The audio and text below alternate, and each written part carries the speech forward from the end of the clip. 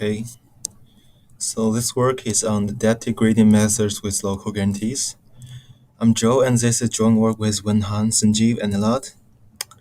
So in short, we propose a new algorithm called Samuel, and in theory, it achieves the improved adaptive grade bound, and in practice, we apply it to learning rate schedule in optimization.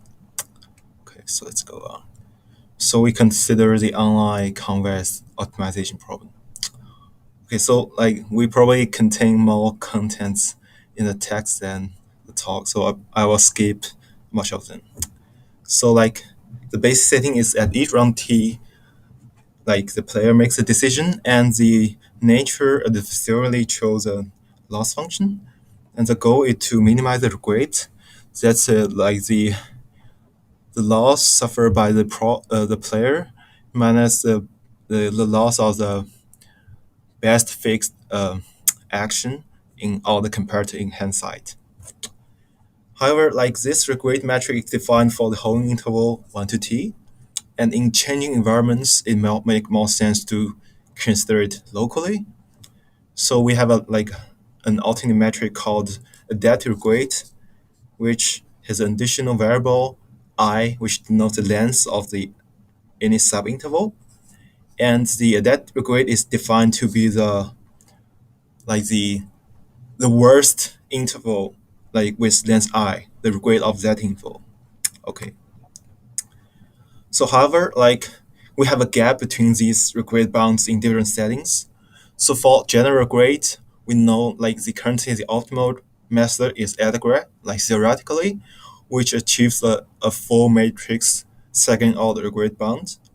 But for adaptive grade, we simply have this square root I grade bound. It's like the bound of gradient descent. So the question is, can we achieve the improved full matrix bound for adaptive grade? So in this paper, we propose an algorithm Samuel that also achieves the optimal full matrix grade bound, but for any interval, any subinterval of 1 to t simultaneous. So it's like achieve the best of both worlds. So the technical challenge was that to achieve the optimal bound, we need to decide the eta in the multiplier weight algorithm in advance optimally, but this eta will depend on future gradient information which you don't know in advance. So our solution is to construct a candidate set of many etas so that one of them is guaranteed to be optimal, and we make duplicates of many experts for different etas, so the multiplier weight can also select the best eta. Yeah. So algorithm looks like this. First, we define a set of intervals called geometric intervals, which is a subset of the power, all the possible subintervals. Then for each interval, we construct an instance of expert algorithm, say AdGrad. And then we run a variant of multiplier weight algorithm on top of these experts. And each episode, we make duplicates of them, with different etas in the multiplier weight part. Okay, so now comes to the application. So, the challenges in deep learning training, one of them is the learning rate schedule, because to achieving SOTA, you really need to depend on the optimal choice of learning rate. But constant learning rate is apparently not optimal, and there's no gold standard for choosing learning rate. And we can see this problem as a changing environment because the loss landscape changes over time. So that's why we can apply our algorithm.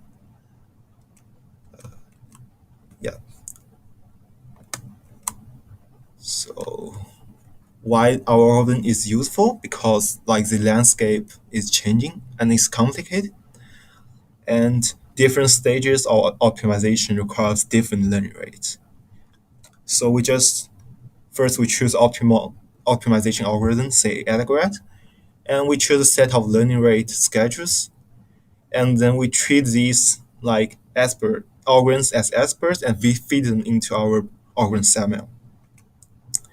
So this is the result for the image classification. So this is CIFAR 10.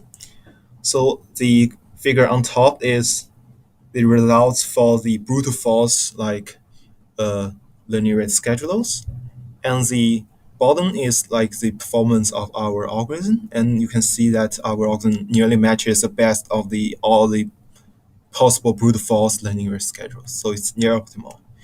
So similar results for ImageNet, and here the setting is a little different. So at different stages, like the candidate set of learning rates are actually decreasing, so that's more practical. And also language task results.